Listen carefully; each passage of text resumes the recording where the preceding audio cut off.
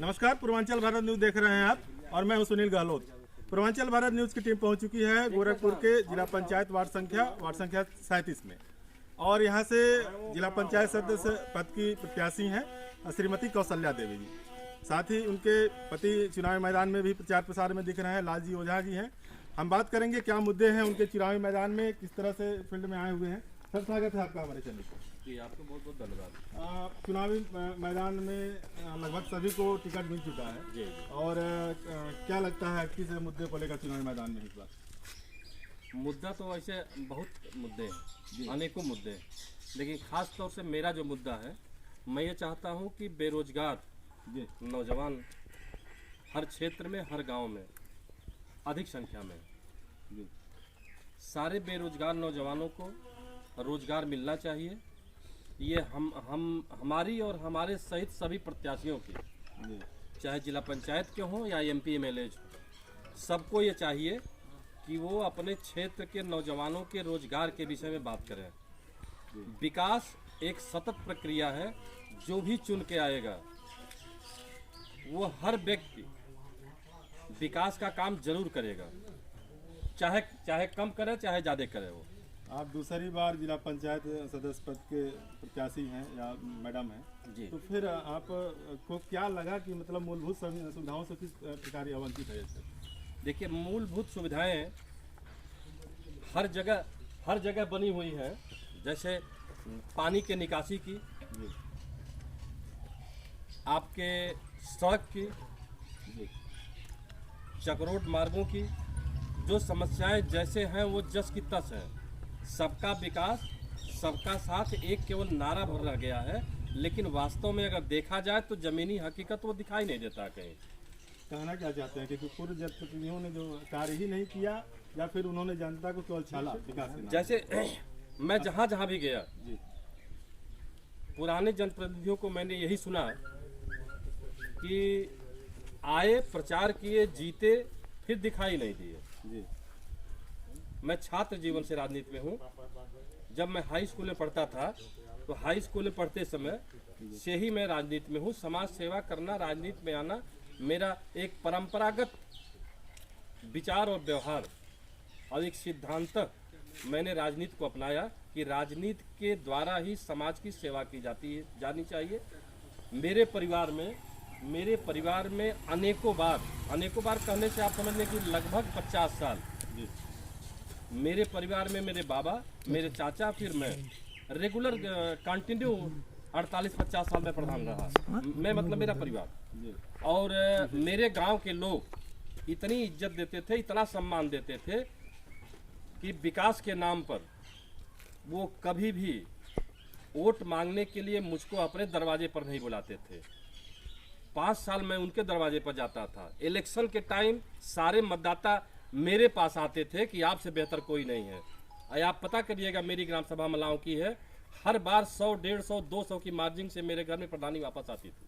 आप बसपा समर्थित उम्मीदवार हैं जिला पंचायत सदस्य की। अभी आपने बेरोजगारी मुद्दे की बात किया कि नहीं, बेरोजगार के मामले में काफ़ी समस्याएं हैं। हालांकि ये लेवल हमारे अब चूँकि बेरोजगारी मुद्दा व्यापक तौर पे है, प्रदेश लेवल तक की है, देश तक की है।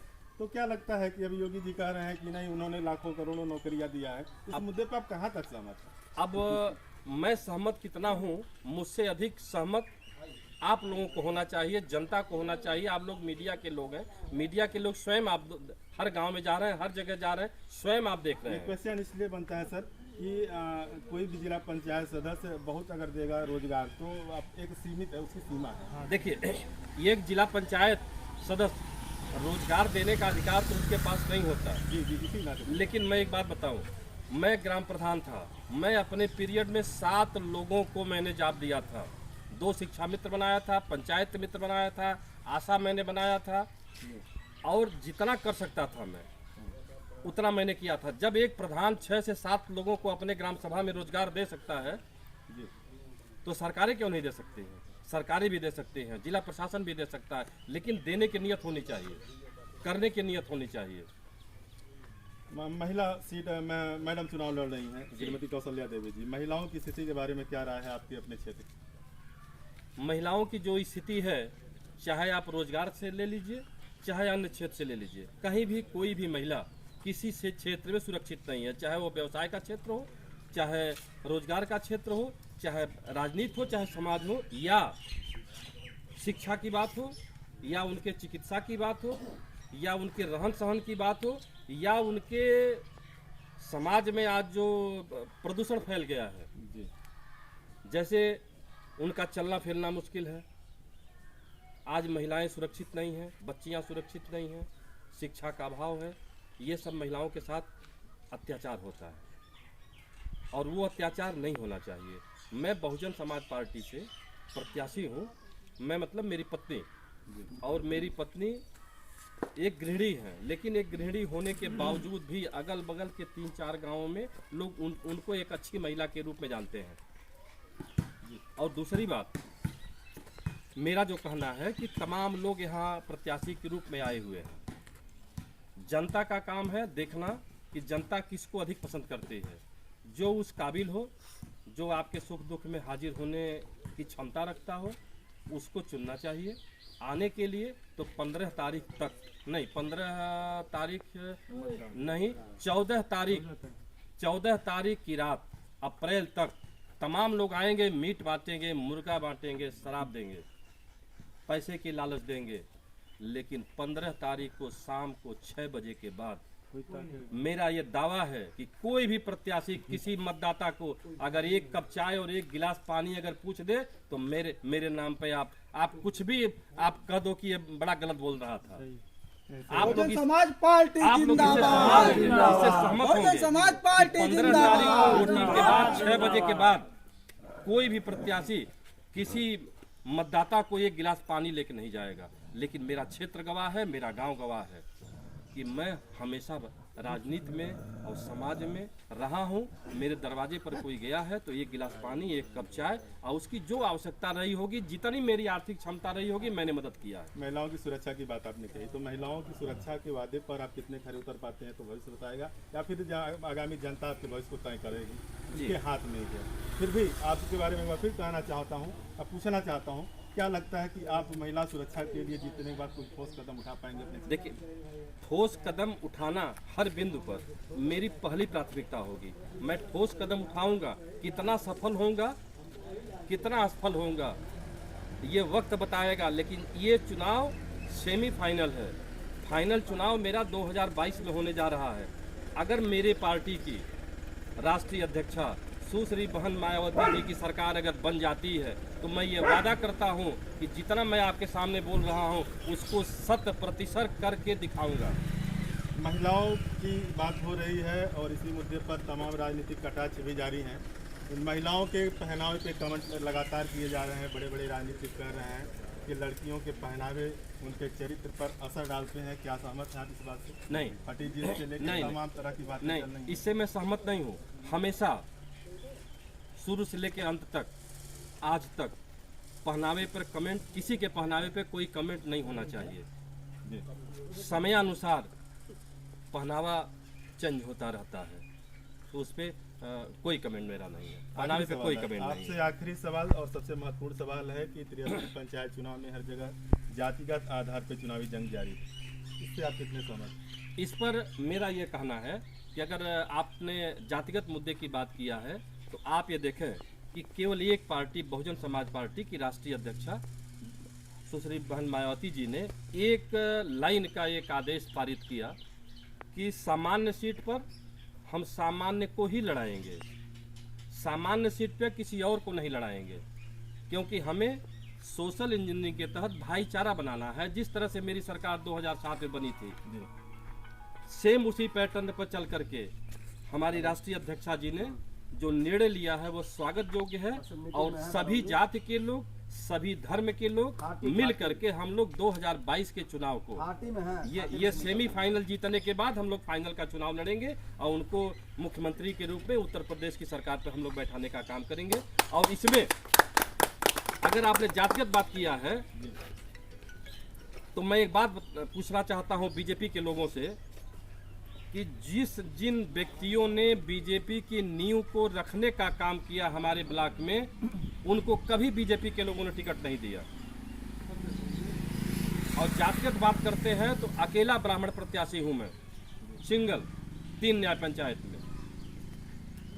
अगर हमारे ब्राह्मण भाई लोग इस भाईचारा के तहत अपना वोट मेरे साथ, मेरे नाम पर, मेरी पत्नी के नाम पर, सुश्री बहन मायावती जी के नाम पर भाईचारा के सिद्धांत के तहत अगर मेरे साथ जुड़ करके मुझको आशीर्वाद देने का काम करते हैं तो मैं ये वादा करता हूँ, चाहे वो जाति के ब्राह्मण समाज के लोग हों, चाहे अनुसूचित समाज के लोग हों, या ठाकुर समाज के लोग हों, नाई समाज के हो, यादव समाज, जिस भी समाज के लोग मेरे साथ आएंगे उन समाज के सारे लोगों को मैं अपने सर पे बैठाऊंगा। मेरी पार्टी उनको अपने सर पे बैठाएगी और उनके किसी भी सुख दुख, किसी भी दर्द में हमारी पार्टी, हमारे लोग, हमारी राष्ट्रीय अध्यक्षा बहन मायावती जी सबके साथ खड़ी मिलेंगी। वार्ड संख्या 37 के जो जनता है उनको क्या संदेश देना चाहते हैं? मैं ये संदेश देना चाहता हूँ कि अगर मैं जिंदा रहा तो मेरी 55-56 साल के आसपास मेरी उम्र है, मैं ये वादा करता हूँ कि मेरे क्षेत्र की जनता मुझे मात्र 8 दिन दे दे,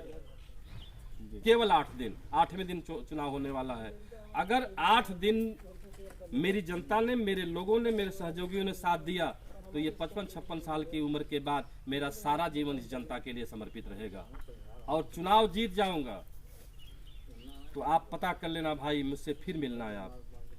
अगर मैं जिंदा रहा इस धरती पर तो 5 साल की पीरियड में उतना काम मैं करके दिखाऊंगा जितना अब तक का कोई भी जिला पंचायत सदस्य करके दिखाया नहीं होगा, न दिखा पाएगा। बहुजन समाज पार्टी लालजी ओझा, बहुजन समाज पार्टी लालजी ओझा। क्या ये अपने उम्मीदों पर कितने खरे उतर पाएंगे? सर क्या नाम है आपका? गजेंद्र मिश्रा। क्या लगता है आप समर्थन में हैं? अपने वादों पे कितने खरे उतर पाएंगे आप? पूरा के पूरा 100% जो कहा है ओझा जी ने, हम उसको पूरा करें। और रोजगार की आपने जो बात किया जी, जब हमारी सरकार बहन मायावती जी की थी जी, तो सफाई कर्मचारियों की भर्ती हर गांव में की गई थी और वह मायावती जी की है, जी, और किसी ने नहीं किया है। ठीक, योजनाएं जो चलाई गई जैसे जो भी है, योगी जी कहते हैं कि हमने 2 करोड़ रोजगार दिया। क्या रोजगार दिया? मनरेगा में दिया है आपने। मनरेगा आपकी पॉलिसी नहीं है, आप झूठ बोल रहे हैं टोटल। कांग्रेस का ये पॉलिसी पहले से ऑलरेडी चल रही थी, दूसरे सरकार और उसको आप रोजगार कह रहे हैं, दे रहे हैं। इतना बड़ा झूठ। आज योगी जी का गृह जनपद है और चूंकि मुद्दा बहुत व्यापक होता जा रहा है इसलिए थोड़ा सा खींचना पड़ रहा है। जी। अभी क्या लगता है कि अभी यहाँ पे जो भी महिलाओं की सुरक्षा की बात हुई है, रोजगार की बात हुई है, बढ़ते अपराध की बात हुई, हालांकि दावा किया जा रहा है योगी सरकार द्वारा कि अपराध कम हुए हैं, महिलाओं की सुरक्षा को लेकर तमाम उपाय किया जा रहा है, महिला शक्ति मिशन चलाए जा रहे हैं, इस मुद्दे पे क्या कहना चाहिए? आप महिलाओं की बात क्यों कर रहे हैं? सिर्फ मैं सारे मुद्दे पर बेरोजगारी से यहाँ सारे तो मुद्दे- जब से पंचायती चुनाव की घोषणा हुई है अब तक गोरखपुर में चुनावी प्रकरणों को लेकर कितनी हत्याएं हो चुकी और किसी हत्या का पर्दाफाश नहीं किया जा रहा है। मतलब बेगुनाहों को जेल में डाला जा रहा है, फिर छोड़ा जा रहा है। आप ये बैठक देख लीजिए, यही है न्याय व्यवस्था, यही है सरकार की व्यवस्था। तो गजेंद्र मिश्रा जी का कहना है कि लगातार अपराध बढ़ते जा रहे हैं और महिला सुरक्षा संबंधी जितने भी बेरोजगारी संबंधी मुद्दे हैं बढ़ते ही जा रहे हैं, कहीं भी सारे वादे इस तरह के हैं। यहाँ तक जी कि विशेष करके जो भाजपा की नींव को मतलब पौधे को पानी डाले हैं उस जाति का समूल विनाश करने की योजना चलाई जा रही है पूरे प्रदेश में। ब्राह्मण आज भाजपा से तिरस्कृत है। ब्राह्मण की बात होती है तो ब्राह्मण को लुभाने के लिए तमाम पहले भी प्रयास किया जा चुका है, चाहे सपा हो या बसपा हो, हर जगह देखा जाता है। मतलब क्यों ब्राह्मणों को ही सहेजने की बात की जाती है? या लगता है कि यही एक वर्ग है जिससे सहेज करके सारे चुनाव या सारे जंग जीते जा सकते ये हैं? तो देखिए हर जात को सहेजने का काम होता है, इसमें किसी भी जात विशेष का बात नहीं की जा सकती है। हर जात को सहेजा जाता है, ठीक है ना। लेकिन चूंकि एक अपर कास्ट जो मानी जाती है, जी ठीक है, तो उसको सहेजने का काम करते हैं लोग करके जो है साथ नाम। तो जब बात शुरू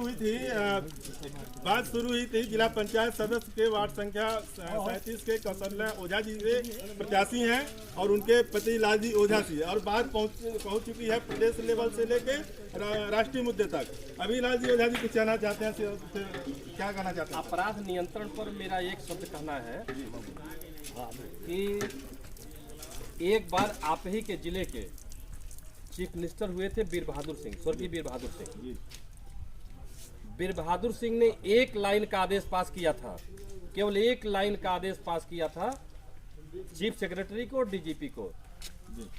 कि क्षेत्र में अगर कोई भी लाइसेंसधारी रिवॉल्वर, पिस्टल, बंदूक के साथ या गैर लाइसेंसी कोई भी असलहाधारी अगर सड़क पे दिखाई देता है तो उसके साथ उसकी सुरक्षा कीजिए, लेकिन उसको हथियार लेके चलने पर रोक लगाइए। इसके अलावा किसी भी मंच पर स्वर्गीय वीर बहादुर सिंह ने बतौर मुख्यमंत्री कभी ये नहीं कहा था कि तोड़ दो, फोड़ दो, काट दो, ये कर दो, वो कर दो, जेल में डाल दो, जिले से बाहर चले जाओ, प्रदेश से बाहर चले। एक लाइन का सिंगल आदेश किया था। अगर चीफ मिनिस्टर ईमानदार हो तो उसे भड़काऊ भाषण देने की जरूरत ही नहीं है। केवल चीफ मिनिस्टर और डीजीपी को, सॉरी, चीफ मिनिस्टर, डीजीपी को और चीफ सेक्रेटरी को एक लाइन का आदेश पारित करे कि आप कल का सूरज अपनी कुर्सी पर तभी देखोगे जब अपराध नियंत्रण होगा, अन्यथा कल की सूरज आप उस कुर्सी पर नहीं रहोगे। क्या लगता है आपको कि धार्मिक मुद्दे पर उन्माद के जरिए ये है, ऐसा है जातिगत हुआ, हाँ, हाँ। हुआ, इस तरह को उन्माद, हाँ, ऐसा होता, ये होता है जो होना नहीं चाहिए। और एक चीज़ मैं और कहना चाहता हूँ नौजवानों के लिए एक मेरे रिलेटिव है जो इंडियन ऑयल में जीएम के पद से रिटायर होकर के अभी एग्जीक्यूटिव डायरेक्टर के पद पर। मैंने उनके माध्यम से सैकड़ों नौजवानों को रोजगार दिलवाया है और उन्होंने मुझसे कहा है, वादा किया है कि आप अगर भाई चुनाव जीत जाते हो तो मैं वादा करता हूं कि 500 नौजवानों को रोजगार दिलाने का काम करूंगा। नाम बताना उचित नहीं है, लेकिन इलेक्शन के बाद 16 तारीख को नाम बता दूंगा। अभी नाम बताना उचित नहीं है। बड़ी दिलचस्प बातचीत रही आपसे और बड़ा अच्छा लगा। ऐसे ही अन्य प्रत्याशियों से हम रूबरू कराते रहेंगे, उनके विचारों से अवगत कराते रहेंगे। बहुत बहुत धन्यवाद सर, पूर्वांचल भारत न्यूज़ से बात। ओके, धन्यवाद।